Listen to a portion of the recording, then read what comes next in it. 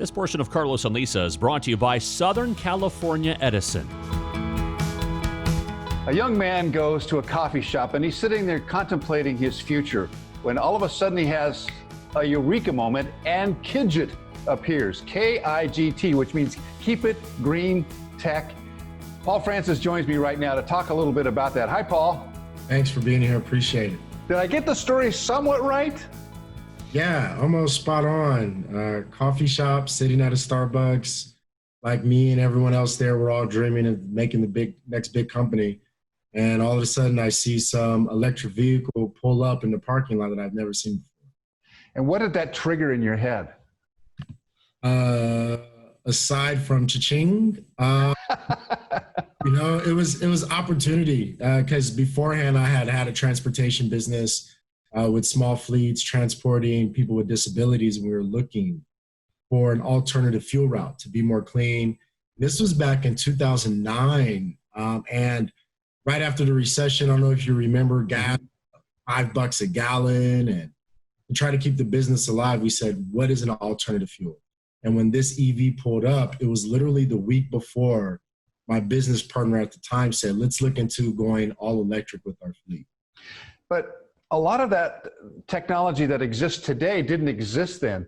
So you had to actually invent your business. You had to invent your industry. Well, I'm fortunate enough to have worked with who I like to call the godfathers of this entire movement, AC Propulsion. They're in San Dimas. I happened to be in San Dimas sitting at that Starbucks, and the technology has always been there.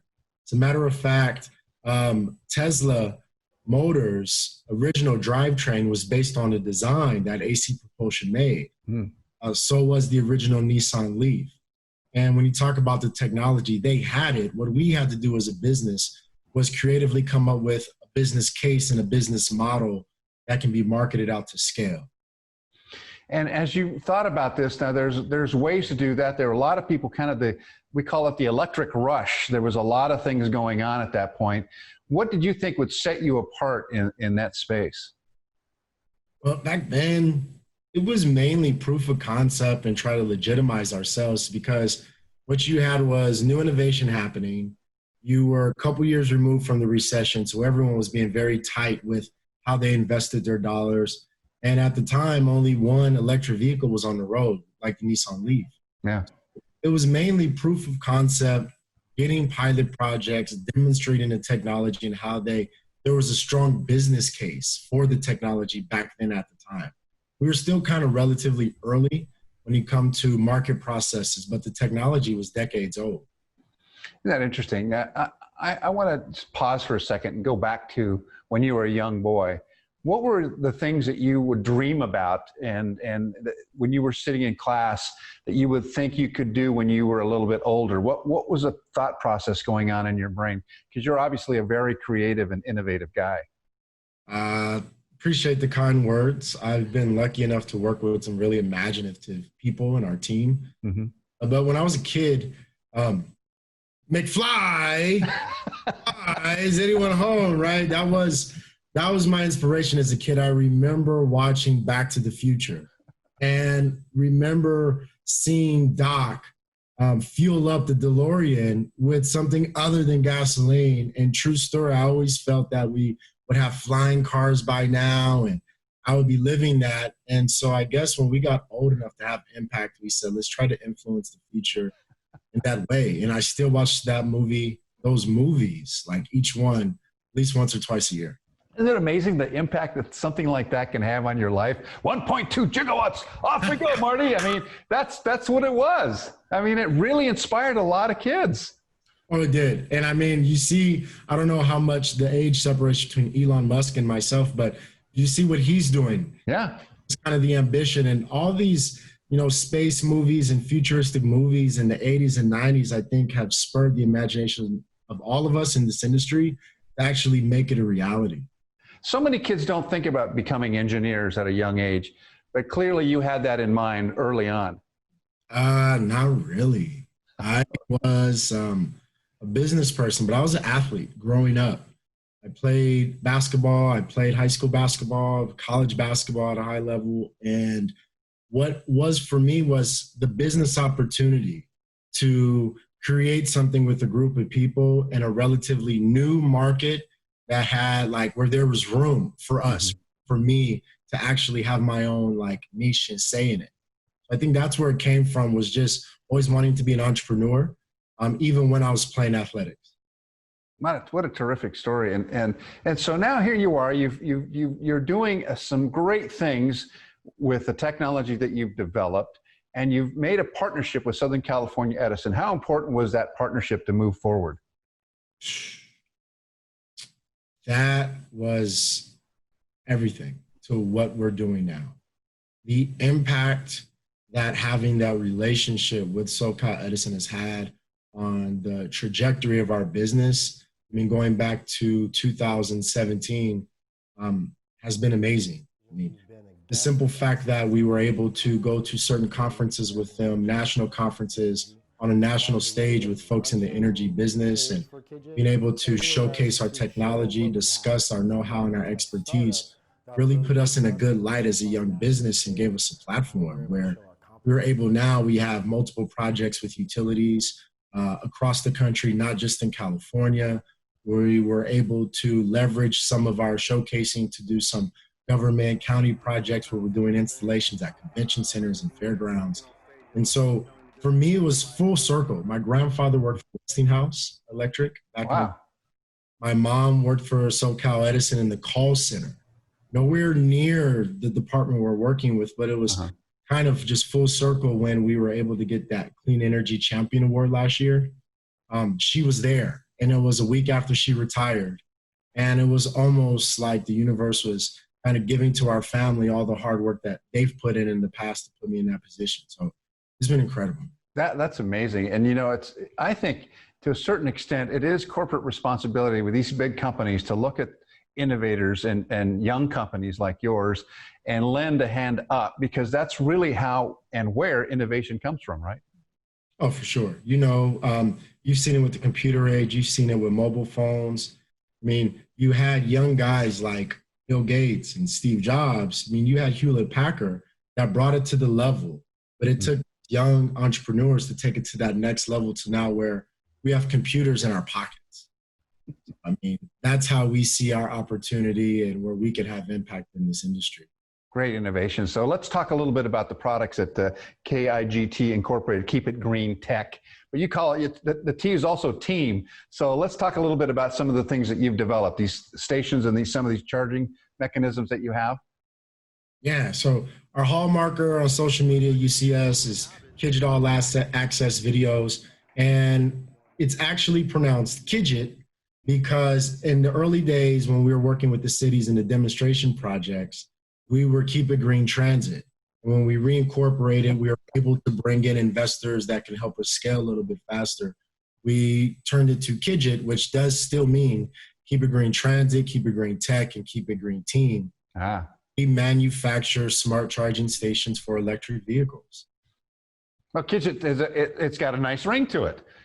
No, we wanted to go for that 2-syllable approach, Nike, Apple, Google. So we figured it had a cool ring and there's a story behind it to tell. So as you look at the industry of EV vehicles, I mean, electric vehicles, I know that buses are I think, probably the primary target. You know, vehicles that will haul more people than just a couple of people, but also smaller EV vehicles for around the neighborhood. So what's your vision? What do you see down the future in this space?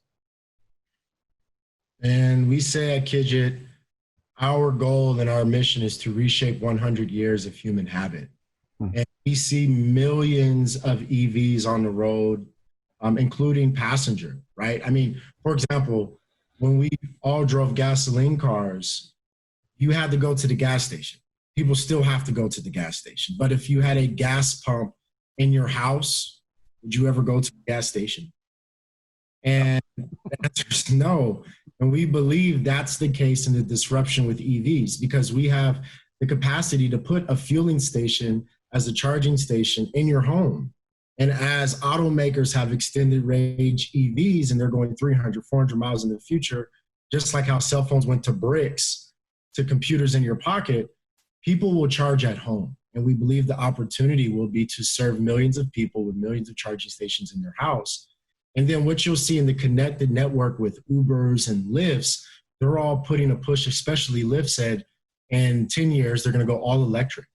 And you'll see autonomous EVs. So we've been developing some cool technology where our chargers will help power homes with the EV. We can reduce the amount of power in real time to add some grid resiliency. So we just really think when you have fleets, you have passenger EVs, you're going to see a new connected world that's more resilient and more clean. Well, it's exciting to me, you know, as a person who grew up with a, you know, with a small Volkswagen motor and thinking that was all the rage because I could go a long, long way with that Volkswagen motor. The EV motor, you know, the thing I remember as a kid about the concept of an electric vehicle was that they always looked kind of weird. It didn't look like a regular car. And so I said, if they designed an electric vehicle that looked like a Porsche or a Ferrari, then I might be interested, right? So that mindset's also changed as now EVs are becoming more consumer friendly and more consumable. The consumers are now really adopting them.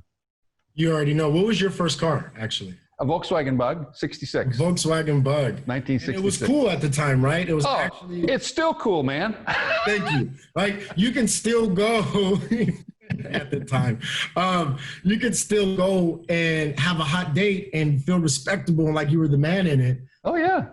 EVs, I've heard folks say, man, I had a guy tell me he was deciding to pick an EV, and he said he just couldn't imagine picking up his girlfriend in one of those small toy type electric cars. Right. And luckily, you know, designers, technology's better. And it took for battery technology to improve because it has to do with weight and drag and where you put it. Mm-hmm. We're getting less hatchbacks. Now they're more stylish, more makes and models out there. I'm lucky enough to drive a Tesla. But for me, it was always, I remember when I was first driving, 99 cents. And I remember when it went to $1.50, I said I would never drive it. It's getting out of control. Out of control. And to pay zero now and have to just plug in, it's like, oh, it's going back to it. Well, I've got my eye on a Porsche 912 with an electric motor in it. And nice. That is, to me, like the coolest thing ever. Of course, it's right now it's cost prohibitive, but at some point that price will go down. And I think that's when you'll get mass adoption around the country. When the price of the research and everything has figured it out, you're going to be at the leading edge of that. How does that feel? It's exciting. It's exciting to be in that position because it's felt like we've been in the game for 10 years and it's just beginning. So we're glad that we stuck around. We've had the chutzpah and the grit to still be here and provide a great service now. We're excited that our Generation 2 models is superior technology. We're able to do digital ads, and you can order food from our charging stations, and you can do hotel check-ins if you're at a hotel or a conference or something like that. And so we're really excited about that and the impact we're going to have in lower income, what we like to call untapped communities. Is huge. And a lot of folks talk about millions of EVs and charging, but the major uptick will happen in adoption when they're more affordable, like you mentioned. Mm-hmm. And pre-owned market now becomes available to the masses. That's when you're going to see a surge. A majority of those car owners will be in those lower income untapped communities. And so we have to make it easier for them to have access to charging stations and make it affordable for them to charge their cars, because many folks in those not many, but a sizable amount are unbanked. And to be part of a charging network, you have to have a bank account. So how do we fix that? And that's some of the stuff creatively we're working on where we can make it available for everybody. No one gets left out. Well, I want to give you one last chance to give props to Southern California Edison for helping in all the ways that they do. Edison, the people there, the company, they have been like mentors to our group, to our team. They've been extremely supportive.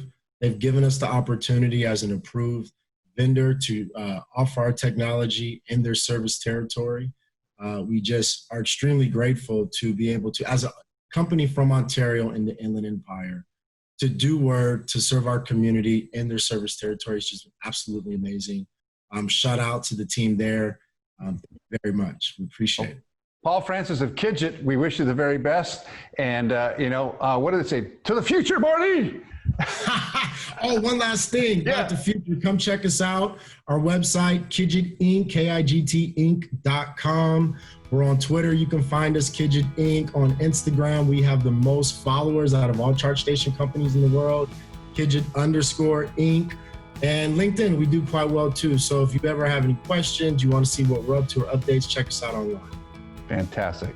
Paul Francis, thank you so much and continued success to you. Thank you. Appreciate it.